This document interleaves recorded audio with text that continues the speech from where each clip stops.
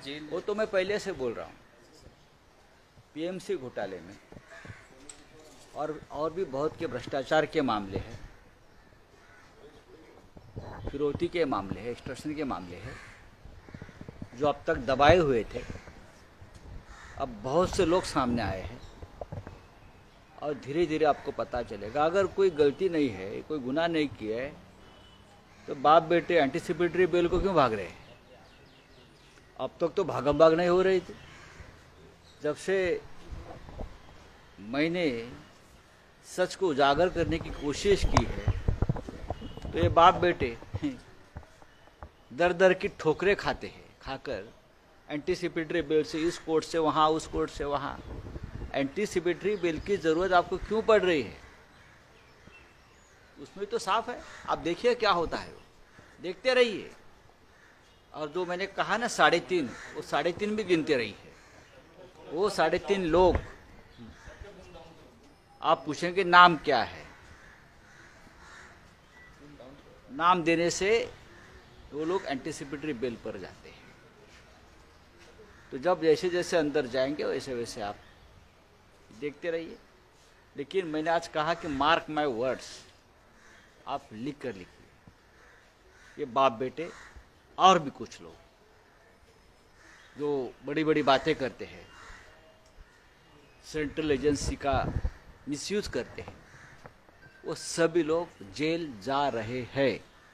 महाराष्ट्र सरकार, यहाँ की इन्वेस्टिगेशन एजेंसी और यहाँ के पुलिस भी बहुत सी बातों की जांच करने के लिए सक्षम है, रहेंगे और करेंगे।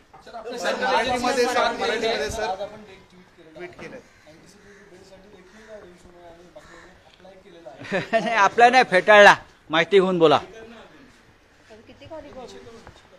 मी वारंवार सांगतोय, जेव्हा माझी पहिली पत्रकार परिषद झाली शिवसेना भवनात, तेव्हाही म्हटलं की बाप बेटे जेलमध्ये जाणार। आतापर्यंत तुम्ही इतरांना धमक्या देत होतात, याला जेलमध्ये पाठवू, त्याला जेलमध्ये पाठवू। मग तुम्ही अटकपूर्व जामिनासाठी धावपळ का करताय? आतापर्यंत कोणताही गुन्हा दाखल नाही, कोणत्या गुन्ह्याखाली तुम्हाला अटक होणार आहे याची अजून स्पष्टता नाही। कोर्टाने विचारलंय ना, आणि सरकारने सांगितलंय की पीएमसी बँक घोटाळ्यात तुम्हाला अटकेची भीती वाटत असेल ते तसंच सांगा। पीएमसी बँक घोटाळ्यात जर तुम्हाला अटकेची भीती वाटत असेल तर तसंच सांगा, असं सरकारी वकिलांनी सांगितलं। ते मी आता वाचलं, मी का पाहत नाही अशा केसेस, फार किरकोळ केस आहे, पण जेलमध्ये जाणार। अशी हे एक प्रकरण नाहीये, अशी अनेक प्रकरणं आहेत ज्या प्रकरणामध्ये हे बाप बेटे जेलमध्ये जातील। त्याच्याबरोबर अनेक अधिकारी, तपास यंत्रणा, केंद्रीय, त्यांनी इथे जे काय घोटाळे करून ठेवलेले आहेत, किडनॅपिंग, टेररिझम, वसुली, अशी अनेक प्रकरणं समोर आलेली आहेत पुराव्यासह। त्यातली काही प्रकरणं मी काल प्रधानमंत्री कार्यालयामध्ये सुपूर्द केली आहेत, काही ठेवली आहेत पुराव्यासह। हे अधिवेशन संपलं की त्याच्यावरती मी समोर येऊन सांगेन। पण ज्या अधिकाऱ्यांना वाटतं इथे की आमचं राज्य आहे केंद्रात, ते भ्रमात आहेत। महाराष्ट्र सरकारच्या तपास यंत्रणांना सुद्धा महाराष्ट्रात झालेल्या भ्रष्टाचारावर, खंडणीवर, इतर काही गोष्टींचा तपास करून आरोपींना अटक करण्याचा अधिकार आहे, हे त्यांना मी सांगू इच्छितो आणि मी ऑन रेकॉर्ड सांगतो आहे। आपण आधी देखील असं आपण एका प्रकरणात आले की म्हणाला होता की या प्रकरणात काही निष्पन्न होणार नाही। आज देखील ते समोर आलेले आहे। आर्यन खानच्या प्रकरणामध्ये जे एसआयटी स्थापन केली होती, आपण पाहिलं असेल, मी तुम्हाला सांगतोय ना, आर्यन खान प्रकरणामध्ये सुद्धा एसआयटीने सांगितलं की त्या मुलाकडे ड्रग सापडलेच नाही। म्हणजे मोठा बनाव केलात तुम्ही, असाच बनाव तुम्ही आमच्या बाबतीत करताय, प्रत्येकाच्या बाबतीत करताय।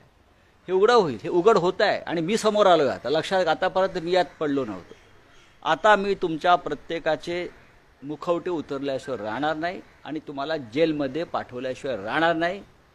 आई repeat, mark my words. Sir, Aryan Khan case में जो एसआईटी की रिपोर्ट आई है हिंदी में सर, एक हाँ, क्या है? आर्यन खान के मामले में जो एसआईटी की रिपोर्ट आई है एनसीपी की तरफ से, यही तो है ना, रिपोर्ट आई है ना, सच सामने आया है ना। आपने कितना बड़ा एक अवडंबर खड़ा किया था, इसलिए को शाहरुख खान का बेटा है। इसलिए कि वो बड़ा नाम है, इसलिए कि आप उनसे एक्सटॉर्शन करना चाहते थे, इसलिए कि आप किसी को बदनाम करना चाहते थे। यही सब आप हमारे बारे में करना चाहते हो, लेकिन आप हार जाओगे। सर, आप पहले से कह रहे हैं कि सेंट्रल एजेंसीज का मिसयूज हो रहा है, हो गया है। आर्यन खान के प्रकरण में आपने देखा ना, बहुत सी बातें सामने आ जाएगी, क्योंकि मैं लड़ रहा हूं, मेरी पार्टी लड़ रही है, शिवसेना, उद्धव ठाकरे जी लड़ेंगे, हर शिवसैनिक लड़ेगा, महाराष्ट्र के हर गांव का व्यक्ति लड़ेगा